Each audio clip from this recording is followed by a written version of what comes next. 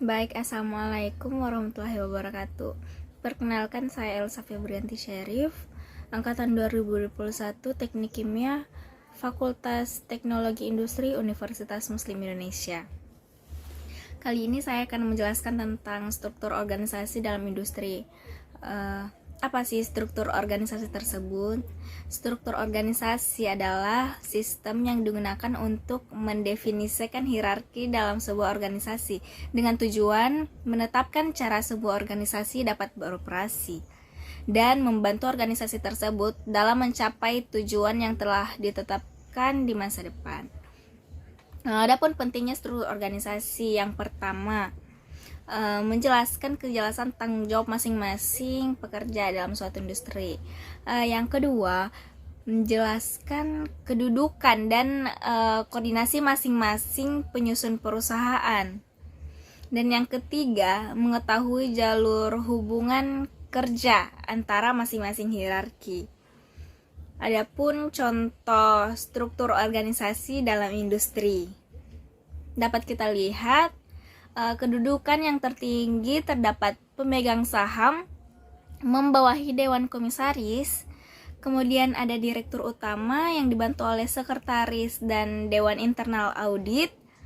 Kemudian direktur utama ini membawahi direktur pemasaran, direktur keuangan, direktur teknik, direktur produksi, direktur personalia dan umum, serta direktur safety, health and environment quality.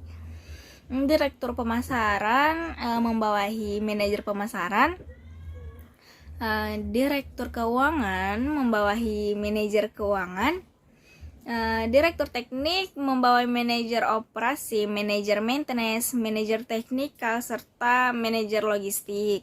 Kemudian adapun direktur produksi membawahi manajer produksi dan manajer quality control dan quality analysis. Adapun direktur personalia dan umum membawahi manajer HRD. Nah, dari struktur ini terdapat beberapa peran penting seperti pemegang saham. Pemegang saham ini merupakan pemilik perusahaan yang memberikan sebagian harta kekayaannya ke dalam perusahaan, tetapi harta kekayaan pribadinya itu tidak berhak menjadi tunjangan atau jaminan dalam perusahaan jika terdapat kebangkrutan.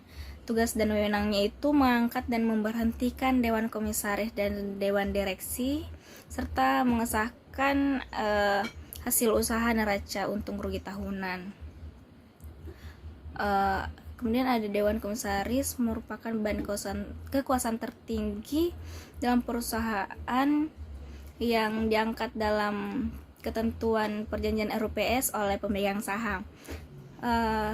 Dia memiliki tugas dan wewenang menentukan kebijakan perusahaan, melakukan evaluasi dan menguasai hasil diperoleh perusahaan, memberikan nasihat kepada direktur jika terdapat perubahan kebijakan, dan menyetujui atau menolak rancangan yang diajukan oleh direktur. Kemudian yang ketiga, ada direktur utama yang merupakan pimpinan eksekutif tertinggi pada perusahaan. Dalam menjalankan tugas sehari-hari, dia dibantu oleh direktur teknik dan direktur administrasi. Direktur utama itu memiliki tugas dan wewenang seperti melaksanakan polis perusahaan dan mempertanggungjawabkan kepada pemegang perusahaan pada masa akhir jabatan.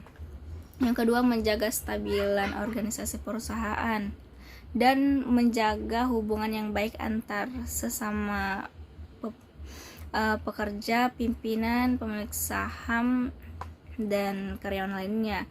Yang ketiga, mengangkat dan memberhentikan kepala dengan persetujuan RUPS, bekerja sama dengan direktur teknik dan produksi serta direktur keuangan dalam menjalankan perusahaan. Kemudian yang keempat itu manajer, terbagi atas dua, plan manager dan office manager, yang dimana plan manager itu bertanggung jawab kepada direktur teknik dan direktur produksi. Yang kedua, melakukan koordinasi dan mengawasi pelaksanaan pekerjaan kepala biro, dan yang ketiga, melakukan tugas yang diberikan oleh direktur. Adapun tugas dari office manager yaitu bertanggung jawab kepada direktur administrasi, melakukan koordinasi dan mengawasi pelaksanaan pekerjaan biro, dan yang ketiga melaksanakan tugas yang diberikan oleh direktur. Yang terakhir adalah kepala-bagian yang bertugas untuk melakukan koordinasi, mengatur dan mengawasi pelaksanaan pekerjaan dalam lingkungan bagiannya masing-masing.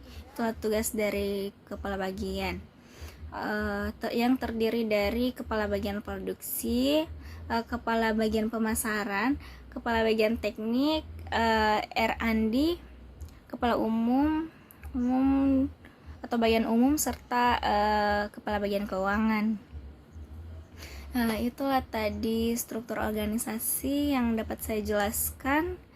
Saya Elsa Febrianti pamit undur diri. Kurang dan lebihnya mohon dimaafkan. Wassalamualaikum warahmatullahi wabarakatuh.